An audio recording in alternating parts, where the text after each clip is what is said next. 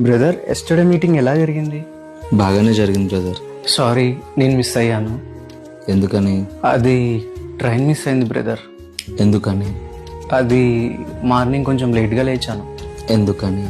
అది నైట్ కొంచెం లేట్గా పడుకున్నాను. ఏ ఎందుకని? కాసేపు మొబైల్ చూసి పడుకుందాం అనుకున్నానా, తెలియకుండానే టైం 2 o'clock అయిపోయింది.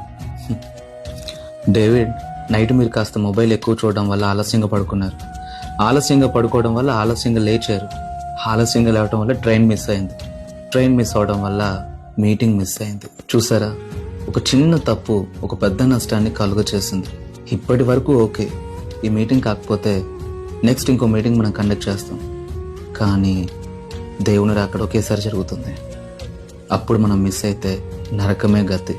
దానికి మనం మిస్ అవ్వద్దు అని అంటే కొన్ని బలహీనతలు మనం జయించాలి. ఈ సండే అయితే చర్చ్ మిస్ అవ్వరు కదా.